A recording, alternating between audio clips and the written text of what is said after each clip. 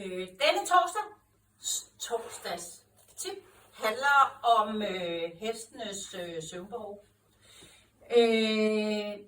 Heste har faktisk brug for at sove, og den måde heste sover bedst på, det er, hvis de har et rigtig godt underlag at sove på. Så hvis vi får kombineret, at vi har et godt søvnunderlag og hestens søvnbehov, så er vores chancer for at mindske stress hos hesten og også give hesten mulighed for at være friske og veludhvilede, når vi bruger dem som rideheste.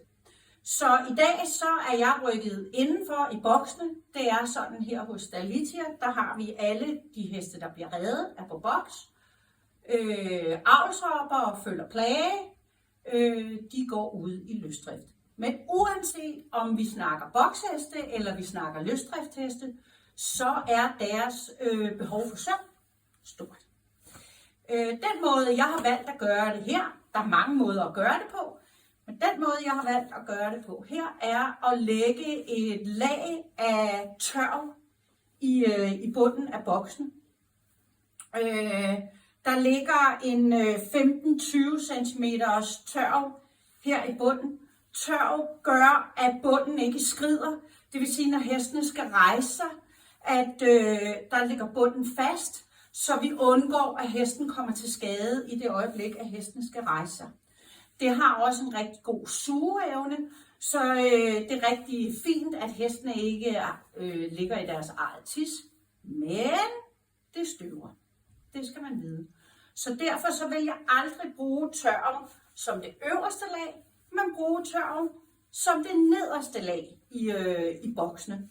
Så allerførst, når jeg gør en boks klar, så giver jeg det noget staldren i bunden.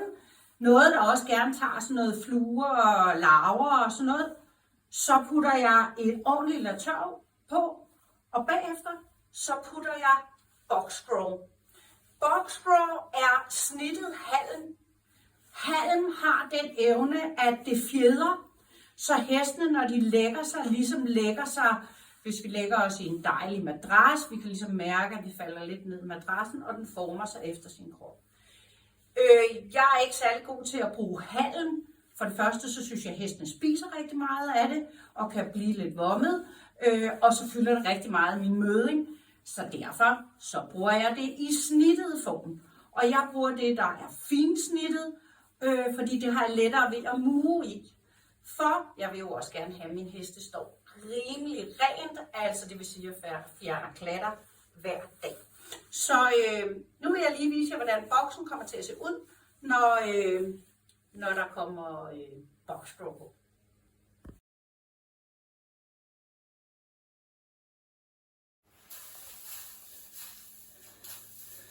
Så er der en rigtig dejlig boks her, hvor hestene har mulighed for at lægge sig ned og ligge blødt og dejligt og få sin remsøvn, som er så vigtig for hesten, ligesom det er for os mennesker, er det faktisk også rigtig vigtigt for hesten at få en god lur.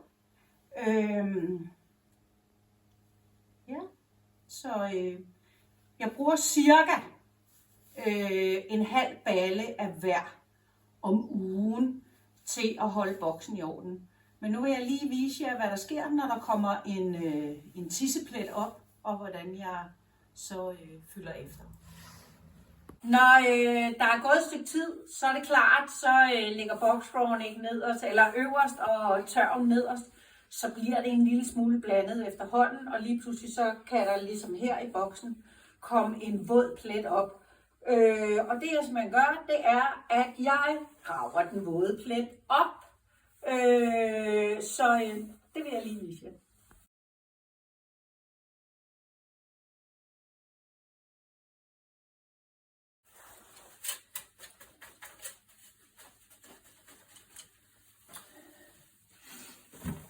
Så fik jeg muget den våde plet væk.